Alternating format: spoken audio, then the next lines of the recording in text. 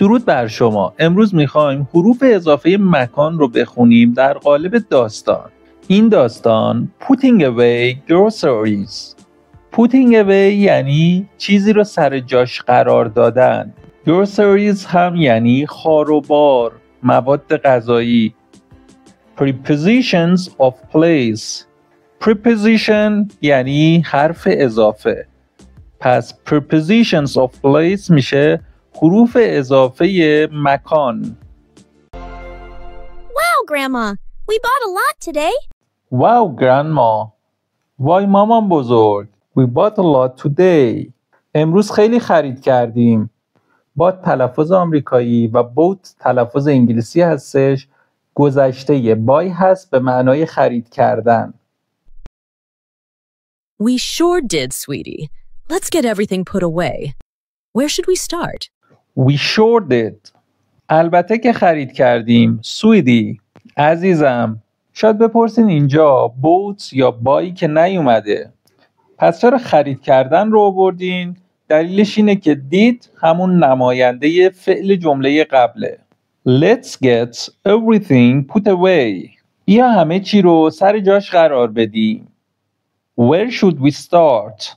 از کجا باید شروع کنیم؟ Let's start with the fruits. Let's start with the fruits. بیا با میوه ها شروع کنیم. Okay. Please put them in the bowl over there, next to the toaster. اوکی باشه. Please put them in the bowl over there. لطفاً اونا رو توی کاسه‌ای که اونجاست بذار. Next to the toaster. کنار توستر. Next to یعنی کناره. Got it. Got it. فهمیدم یا گرفتم. Now what about the vegetables? Now what about the vegetables?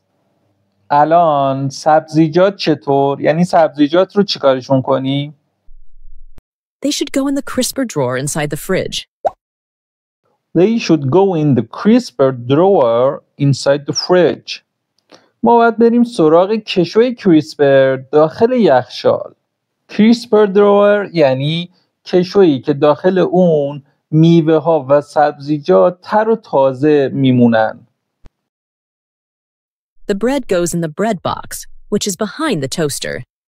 The bread goes in the bread box. نون میره داخل جعبه نان. Which is behind the toaster. که پشت توستر هست. Behind میشه پشت سر. I see it. I see it. دیدمش.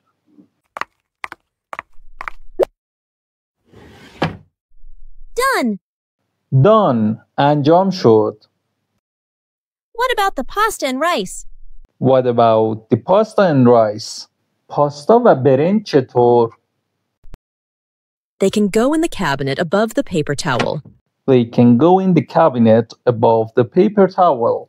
اونا میتونن برن توی کابینت بالای دستمال حوله.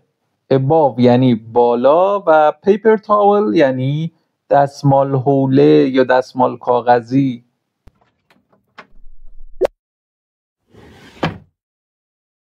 Now, what do we do with the snacks and canned goods? Now, what do we do with the snacks and canned goods? حالا با تنقلات و کنسرو ها چی کار کنیم؟ Snacks یعنی تنقلات و canned goods یعنی کنسرو ها یا کالاهای کنسروی. بچه good علاوه بر معنای خوب معنی کالا هم میده. Let's put them in the pantry. Let's put them in the pantry. بیا بذاریمشون داخل آبدارخونه. بچه ببینید pantry یعنی آبدارخونه یا جایی که وسایل غذایی رو نگه میدارن. یه جورایی یه انباری کوچیک هست داخل آشپزخونه. It's right across from the fridge. It's right across from the fridge. اون دقیقاً روبروی یخچاله. Across یعنی روبرو و from هم حرف اضافهشه. I think the snacks can go on the top shelf between the cereal and the tomato sauce. I think the snacks can go on the top shelf. من فکر میکنم که تنقلات میتونه بره قفسه بالایی Top shelf یعنی قفسه بالایی. Between the cereal and the tomato sauce. بین سریل و سس گوجه فرنگی. بچه معنی عمومی سریل یعنی غله، چیزی که بر پایه گندم هستش، ولی اینجا منظورش اینه که توی عکس میبینی و واسه صبحونه میخورن. And the canned goods can go on the shelf below that, right? And the canned goods can go on the shelf below that, right? و کنسرو ها میتونن برن قفسه پایینی اون، درسته؟ below یعنی زیر، پایین. Exactly.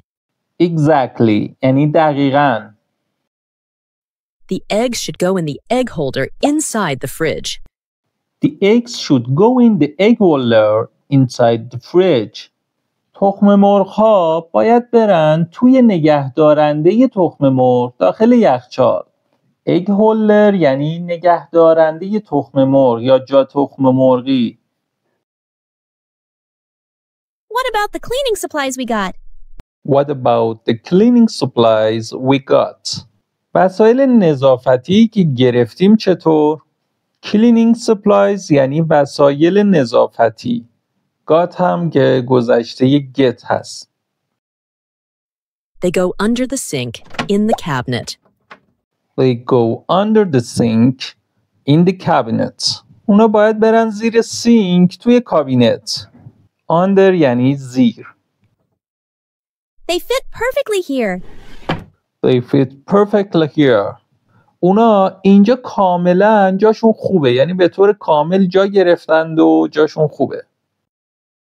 Now we just have the frozen items. They need to go in the freezer. Now we just have the frozen items. حالا ما فقط اقلام فریزری رو داریم. Items میشه موارد، اقلام. They need to go in the freezer. اونا باید برن داخل فریزر. I'll handle those too. I'll handle those too. من به آنها هم رسیدگی خواهم کرد. Handle میشه رسیدگی کردن.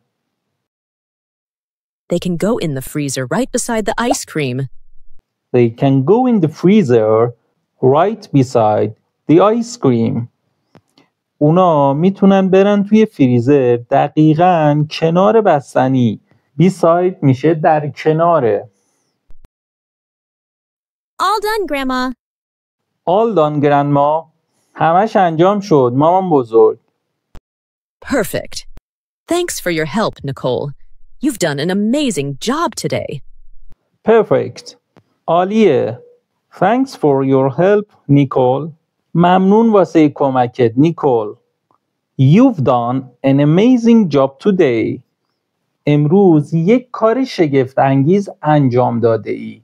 ساختار جمله present perfect یا حال کامل هستش که توی این ویدیو بالا میتونین کاملا یادش بگیرین. Anytime, Grandma. Can we have a snack now? Anytime grandma. تمنا میکنم مامان بزرگ.